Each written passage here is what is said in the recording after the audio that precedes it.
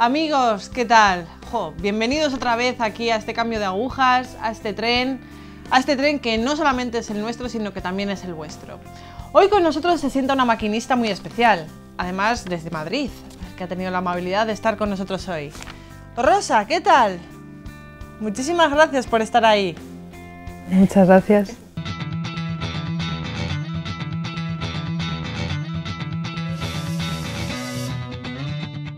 Bueno, Rosa, me gustaría que te presentaras un poco a grandes rasgos. ¿Quién es Rosa Torrecillas?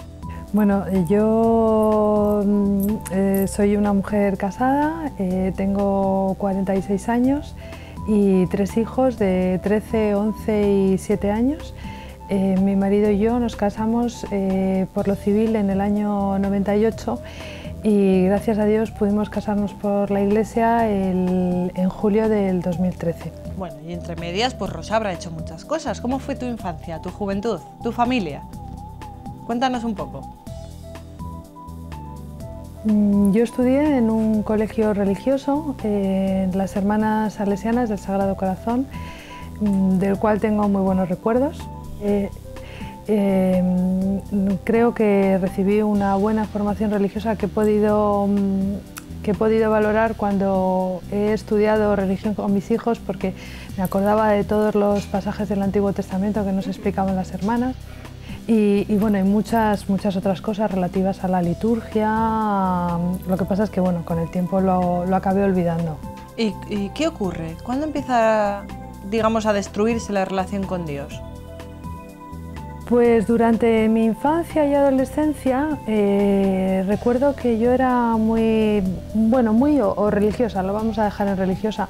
Tenía fe, sentía cerca a Dios, formaba parte de los grupos de la parroquia, me confirmé y cuando empecé a estudiar en la universidad, a lo mejor un poco antes, empecé a dejar de ir a misa algún domingo porque tenía un examen, otro día no me había organizado bien el fin de semana y al final no me daba tiempo y no iba, y para acabar dejando de ir muchas veces porque simplemente no me apetecía. Y poco a poco la falta de la práctica religiosa me fue alejando de Dios, porque al no practicar pierdes el contacto con lo sobrenatural y la consecuencia inmediata es que tu fe empieza a debilitarse hasta que prácticamente desaparece. Ya, pero aunque tu fe desaparecía, tu corazón seguía siendo cristiano, ¿no? Yo siempre he tenido un anhelo de trascendencia, porque aunque hubo un largo periodo que podríamos abarcar desde los 20 años hasta hace 10, o sea, hasta los 35, 36, que tenía una fe que casi no se sostenía, siempre tuve mucho interés por la trascendencia.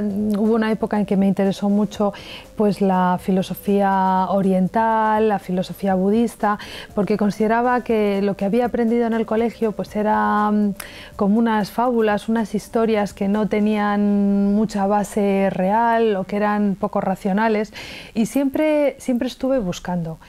Hubo un momento en que me centré mucho en los temas orientales, leí en aquella época a Tony de Melo, y un buen día, no sé cómo, leyendo una revista de moda, de repente encontré una referencia a una biografía de la Madre Teresa de Calcuta, de la autora Catherine Spink. Me compré el libro y yo recuerdo que leyéndolo todos los días lloraba. El caso es que Dios se sirvió de ese libro para tocarme el corazón, porque había otras amigas mías a los que yo les presté el libro porque me parecía impresionante y me decían que no les decía a ellas nada, pero a mí en cambio y a partir de ahí empecé a interesarme mucho por la obra de las misioneras de la caridad. ¿Y cómo llega ese momento de volver a Dios? ¿Cómo redescubres ese amor primero? Pues hubo un momento, hubo un hito que luego no fructificó. Fui con una hermana mía a la toma de hábitos de una de las clarisas de Lerma. Allí me encontré con una compañera de la universidad con quien estuve hablando largo y tendido y recuerdo aquello como un encuentro con Dios increíble. No paré de llorar, volví a Madrid muy sobrecogida, pensando que a lo mejor incluso pudiera tener una vocación, pero la verdad es que luego me metí en la vorágine del trabajo, porque yo para entonces ya había acabado mi carrera y ya estaba trabajando, y eso me duró poco tiempo. Luego murió mi padre y aquello también fue un... Yo creo que Dios volvió a llamar a mi puerta. Hubo un tiempo que intenté volver a misa porque percibía o sospechaba o sentía que ahí era donde tenía que encontrar mi fe, pero tampoco se consolidó. Y finalmente, en el año 97, conocí al que ahora es mi marido, que era un hombre divorciado, que nada más conocerme me dijo que llevaba poco tiempo separado, que él quería obtener la nulidad, pero que era muy difícil porque él creía que tenía base para obtenerla. Pero a mí, sinceramente, aunque a toda mujer yo creo que le hace ilusión casarse por la iglesia, no me importaba, no me parecía tan importante, y de hecho durante muchos años ese tema se quedó en el olvido. Hasta que nació mi primer hijo, nació el segundo, y decidimos que como el colegio que habíamos elegido para el mayor era un colegio religioso, pues por coherencia con la educación elegida íbamos a intentar ir a misa los domingos. He de aclarar que el colegio lo elegimos por un criterio de proximidad geográfica.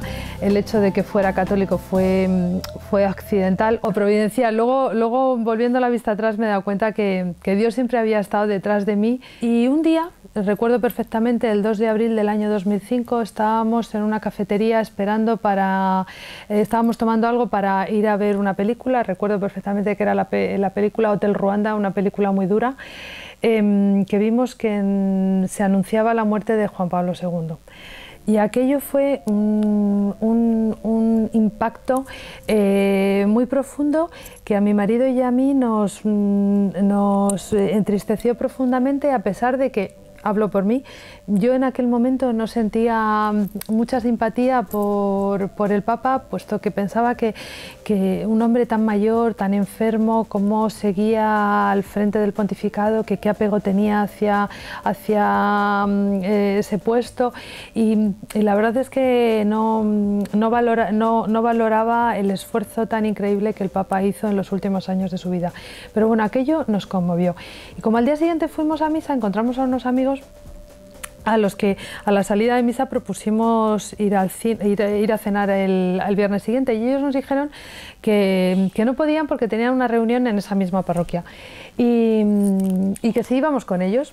Y la verdad es que como Chema y yo siempre nos hemos apuntado en bombardeo, pues les dijimos, pues bueno. Estuvimos en la reunión, era una reunión de matrimonios de unas edades parecidas a las nuestras, y allí pues obviamente el tema estrella fue la muerte de Juan Pablo II.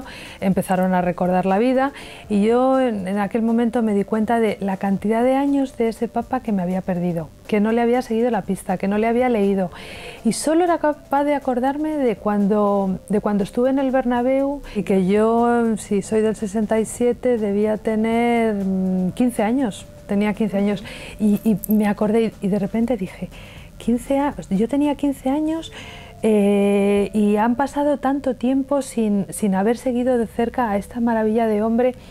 Y bueno, y acabó la reunión, nos convocaron para la siguiente, no pudimos, pero yo dije que me interesaría seguir yendo, y poco a poco empezamos un camino de vuelta a la fe. Bueno, el regalo más grande fue que tu marido te acompañase, ¿no? Sí, digamos que la así verdad... el viaje de vuelta era mucho más fácil. Sí, porque si no habría sido mucho más difícil ser consistente y continuar.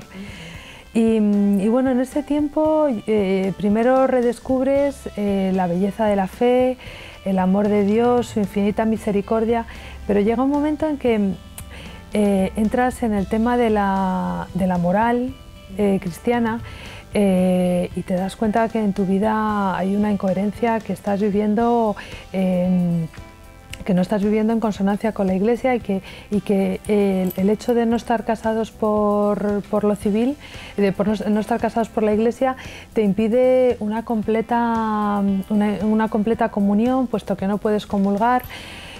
Aunque eso luego tuvo como ventaja que esos años yo los recuerdo como unos años de purificación, de humildad, donde yo empecé a revisar toda mi vida, por qué perdí la fe, qué me alejó de Dios, qué me acercó.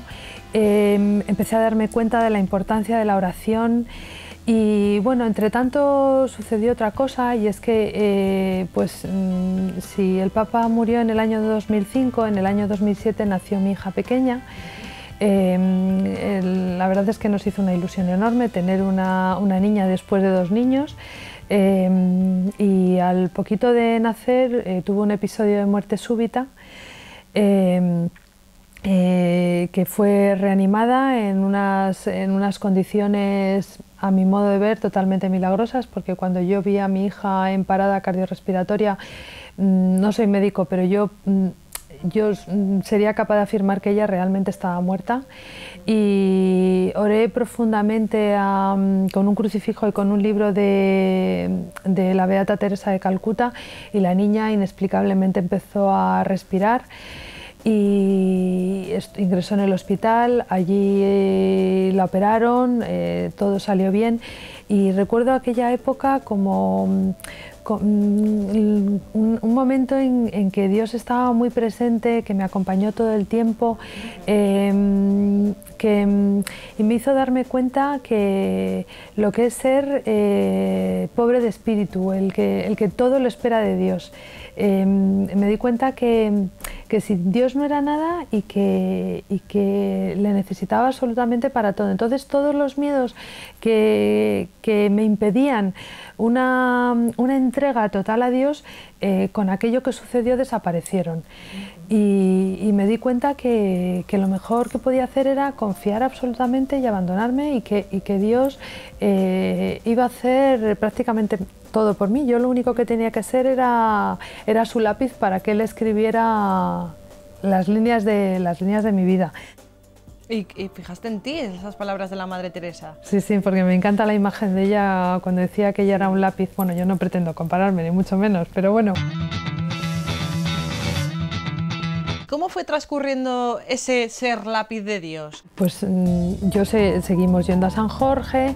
La verdad es que durante todos estos años he leído muchas vidas de santos, mucha teología. Prácticamente lo único que leo son temas religiosos. Casi ni veo la televisión, ni leo prensa, ni leo novelas, porque todo mi tiempo libre lo dedico a eso. Y seguía con ese malestar de no poder encontrarme como miembro de pleno derecho de la Iglesia. No, a lo mejor yo me sentía así, yo creo que no es que fuera así, porque realmente yo me sentí perfectamente acogida en la parroquia de San Jorge, y las personas que formaban parte de mi grupo, la verdad es que fueron unos maravillosos testigos del amor de Dios. Yo me recuerdo que cuando los conocí me di cuenta que estaban en el mundo, pero que no eran de este mundo, que no era como las personas a las que yo trataba habitualmente, que eran personas distintas, y que lo que les diferenciaba era la fe que tenían. Y bueno, llegó un momento en que el sufrimiento y el malestar era tal que le pedí por favor a mi marido que iniciara la nulidad. Tuvimos la enorme suerte de que unos muy buenos amigos nuestros habían sido testigos de su matrimonio, y ellos también tenían el convencimiento de que ese matrimonio era nulo. Ofrecieron su testimonio para una eventual acción de nulidad. La acción de nulidad se puso en marcha, y el año pasado obtuvimos la ratificación de la sentencia de nulidad. Nos pudimos casar por la Iglesia, y la verdad es que yo no hay día que no le dé gracias a Dios por eso, porque ahora voy a misa todos los días. Empecé a ir a misa todos los días antes. también creo que aquello fue un don de Dios, porque aunque yo quería ir todos los días por H o por B, no lo conseguía. Iba todos los domingos, entre semana me escapaba algún día, pero siempre había algo que me impedía. Pero un buen día, no sé por qué, conseguí levantarme a la hora, que no hubiera nada en el camino que me interrumpiera, y empecé a ir consistentemente a misa. Y ya desde que nos casamos empecé a comulgar diariamente y la verdad es que es increíble el milagro de la Eucaristía y de la misa, porque para mí el día es que me siento como con una fuerza para afrontar la jornada, para... no sé, es un regalo. Por parte de tu marido hemos visto que él te acompañó en tu camino, que él hizo el propio suyo. ¿Tú has sentido algún tipo de rechazo de tu entorno al haber recuperado tu fe? ¿Alguien...? No, la verdad es que en mi trabajo hay muchas personas con fe, quizá no tanto como yo. Pero no, la verdad es que yo creo que a mí me deben ver un poco friki, porque hablo muy abiertamente y no dejo pasar vez para hablar de Dios y dar testimonio de mi fe, pero no especialmente, la verdad es que en eso he tenido suerte,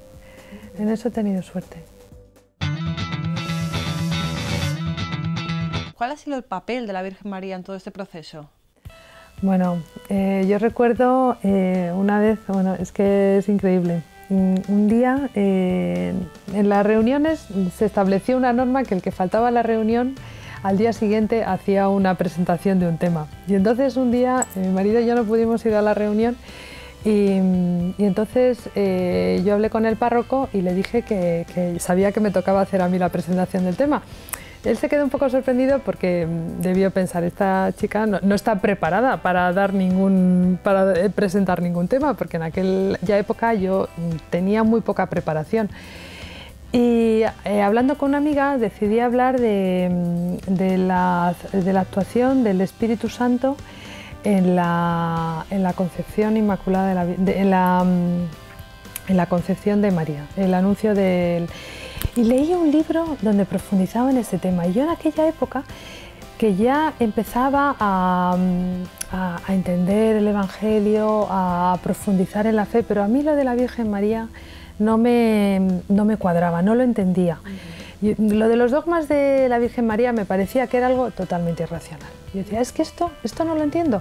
Algún día lo entenderé, pero no lo entiendo. Ya en ese momento, el estudiar ese tema a fondo para mí fue un regalo, porque me di cuenta, empecé a entender los 4 dogmas sobre la Virgen María, y a partir de ese momento la Virgen se convirtió como en la persona que me llevaba de la mano para encontrarme con la misericordia de Dios. Hace 2 o 3 años estuvimos en Medjugorje, que llegamos allí de pura casualidad. Bueno, tampoco creo que fuera casualidad, pero era un momento en el que empezaba yo a sentirme francamente mal por nuestra situación matrimonial, y allí sentí que la Virgen me decía que confiara, que no me dijo que iba a obtener la nulidad ni que me iba a casar por la Iglesia, me dijo, ten paz y confía en mí. Y la verdad es que volví. A partir de ese momento seguí, ya los trámites de la nulidad estaban en marcha y tal, pero yo ya me desvinculé un poco del resultado. Pensé que si Dios no consideraba necesario que me casara por la Iglesia, o si pensaba Él, por el motivo que fuera, que lo mejor es que siguiera así, yo lo aceptaría, pero todo fue gracias a María. Qué bien. ¿Y esto que ha ido ahondando en ti, tú se lo has ido transmitiendo a los demás? ¿Has podido...? Sí, porque cuando leí la exhortación apostólica Evangelii Gaudium, que el Papa insiste tanto en que tenemos que evangelizar, transmitir nuestra fe a los rincones donde no se conoce a Cristo, llegó un momento en que dije, bueno, pero ¿qué me está queriendo decir? Es que no sabía, y digo, ¿me está pidiendo que haga como los protestantes que se ponen en medio de una plaza a predicar? Y después de darle muchas vueltas, llegué a la conclusión que aunque yo todos estos años he leído mucho y he procurado formarme, pero ha sido de una manera un poco caótica. Pues un día me compraba una vida de un santo y me la leía, otro día leía un aspecto determinado de la teología y me la estudiaba, pero no de una manera consistente. Entonces he decidido formarme, porque creo que es lo que Dios me está pidiendo ahora, y que con esa formación ya Dios me dirá cuál es el siguiente paso a dar. ¿Ha merecido la pena el viaje? Bueno, totalmente, porque yo creo que no se puede comparar la vida con Dios a la vida dándole la espalda a Dios. Los miedos que yo sentía cuando no tenía fe, pensando que todo dependía de mí, que si esto, lo otro, que si puede suceder esto, que esto ya no lo controlo yo, y al final cuando tienes fe te das cuenta que todo está en manos de Dios, que sin Dios no somos nada, y que con Dios no tengo que temer absolutamente nada, pase lo que pase. ¿Dentro de tu matrimonio has notado esta bendición de Dios, esta gracia, ya sentiros de Él? Pues sí, porque yo era otra cosa que echaba en falta, porque un matrimonio católico es un matrimonio en el que están tres personas, están los cónyuges y está Dios. Y aunque yo siempre he sentido que Dios bendecía nuestro matrimonio, un sacramento es un signo visible de algo invisible, y ahora tengo la certeza. Por ejemplo, hay veces que estoy enfadada con mi marido y me cuesta trabajo perdonarle. Entonces sé que lo que tengo que hacer es ir a confesarme y decirle al sacerdote, mire, es que no le puedo perdonar, necesito el perdón de Dios para perdonarle. Y salgo de allí y ya se me ha olvidado la ofensa. Es que es como algo milagroso. Es que la confesión es increíble. Yo no sé por qué. Se le tiene tanto miedo, ¿verdad? Le tenemos tanto miedo. Es que hay que dar gracias continuamente por ella. Ojalá, ojalá. Ojalá muchos de los que nos están escuchando le pierdan ese miedo y den gracias por ello, ¿verdad?